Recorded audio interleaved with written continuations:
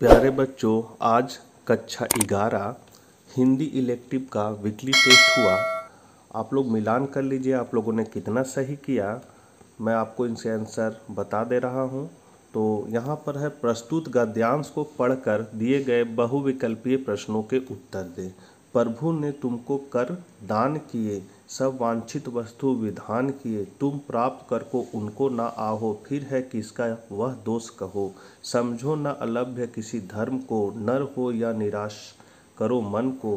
किस गौरव के तुम योग नहीं, कब कौन तुम्हें सुख योग नहीं। जन हो तुम भी जगदीश्वर के, सब है जिसके अपने घट के, फिर दुर्लभ क्या उसके मन को। नर हो ना निराशा करो मन को, करके विधि वाद ना भेद करो। बनता बस उद्यम ही विधि है, मिलती जिससे सुख की निधि है। समझो धिक निष्क्रिय जीवन को, नर हो ना निराश करो मन को। तो यहाँ पर इस आपको ये पढ़ लेना है पद्यांश को, और इसी से संबंधित प्रश्न है, प्रभु ने मनुष्य को दान में क्या दिया। तो प्रभु ने मनुष्य को दान में सफल जीवन दिया। पहला का आपका ए हो जाएगा सफल जीवन। दूसरा क्वेश्चन है, वांछित वस्तुओं को प्राप्त न कर सकने में किसका दोष है। तो यहाँ पर दोष है सी ऑप्शन हो जाएगा, कर्म व श्रम ना करने वाले मनुष्य का। तो दूसरा का हो जाएगा आपका सी। तीसरा क्वेश्चन है, काव्यांश में क्या प्रेरणा दी गई है। तो काव्यांश में जो प्रेरणा दी गई है वो निराश ना होने की, लक्ष्य प्राप्ति का उचित प्रयास करने की, कर्मनिष्ठा एवं साहसी बनने की, तीनों का दिया गया है, इसलिए इसका डी ऑप्शन हो जाएगा उपरोक्त सभी। चौथा नंबर क्वेश्चन है, निबंध के अंतिम भाग को कहते हैं। तो निबंध के अंतिम भाग को हम लोग उपसंहार कहते हैं। तो यहाँ पर ए हो जाएगा।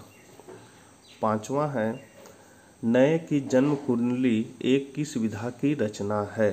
तो ये आपकी जो है वो है निबंध, कहानी, उपन्यास, संस्मरण। संस्मरण हो जाएगा पांचवा का डी। छठा है, टॉर्च बेचने वाला पाठ का लेखक कौन था। तो टॉर्च बेचने वाला पाठ का लेखक है अमरकांत। छठा का आपका हो जाएगा ए अमरकांत। सातवां है, टॉर्च बेचने वाला कंपनी का नाम क्या था। तो टॉर्च बेचने वाला कंपनी का नाम था सूरज छाप। सातवां का बी। आठवां है, दोनों दोस्त ने कितने साल बाद मिलने का वादा किया, टॉर्च बेचने वाला पाठ के आधार पर बताएं। तो यहाँ हो जाएगा कितना, 5 साल बाद। तो आठवां का डी हो जाएगा 5 साल बाद। 9वां नंबर क्वेश्चन है, टॉर्च बेचने वाला किस विधा की रचना है। तो ये आपकी जो है वो है एक व्यंग लेख। 9वां का हो जाएगा बी व्यंग लेख।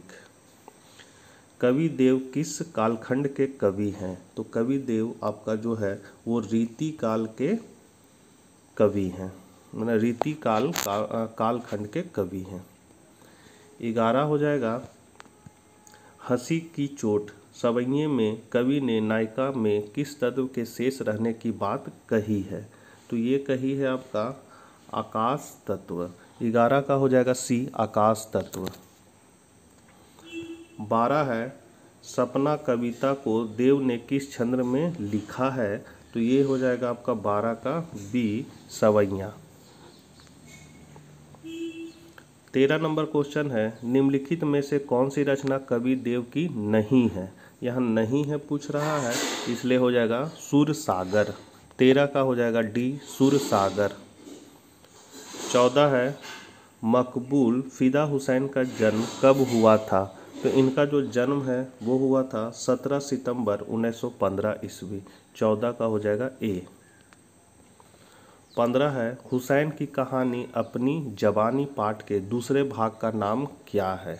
तो दूसरे भाग का नाम है आपका रानीपुर बाजार। 15 का हो जाएगा बी रानीपुर बाजार। और लास्ट क्वेश्चन है आपका, मकबूल फिदा हुसैन मुख्य तौर पर किस लिए जाने जाते हैं। तो ये जाने जाते हैं चित्रकार के रूप में। तो 16 का हो जाएगा ए चित्रकार के रूप में। तो बच्चों, आप लोगों ने कितना स्कोर किया कमेंट बॉक्स में ज़रूर बताइएगा। मिलते हैं नेक्स्ट वीडियो के साथ, तब तक आज्ञा दीजिए, बाय।